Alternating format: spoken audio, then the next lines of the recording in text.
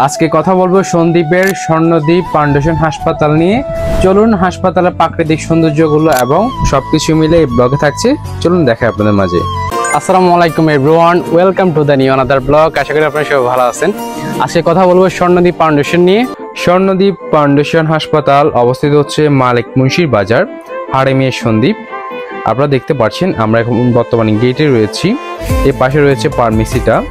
এই হাসপাতালে প্রতিষ্ঠিত হচ্ছে মরহুম রেজাকুল হায়দার মঞ্জু, আরেকজন হচ্ছে মরহুম ফিরোজ আলম। আমাদের সবাইকে আল্লাহ তাআলা যেন বেহেশতে নসিব করুক, সবাই দোয়া করবেন ওনার জন্য। এত সুন্দর একটা হাসপাতাল ওনারা প্রতিষ্ঠিত করে গেছে আমাদের সন্দ্বীপের জন্য।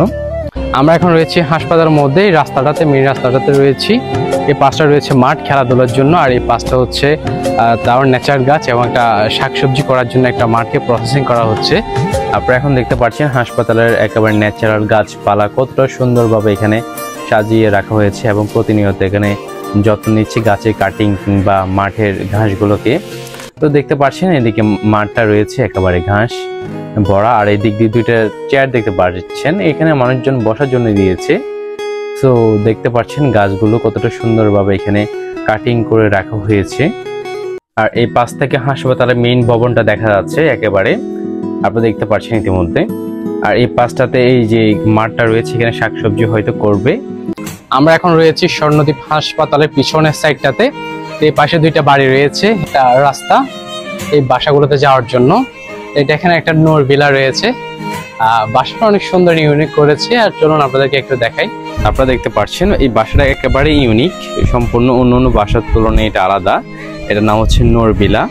হাসপাতালটার জরুরি বিভাগ হচ্ছে এই দিক দিয়ে। আপনাদের যদি ইমার্জেন্সি রোগী থাকে আপনারা এই গেটে দিয়ে প্রবেশ করতে পারেন, এবং ইমার্জেন্সির জন্য অলওয়েজ এখানে হাসপাতালে আপনার রোগীর অ্যাম্বুলেন্স থাকে।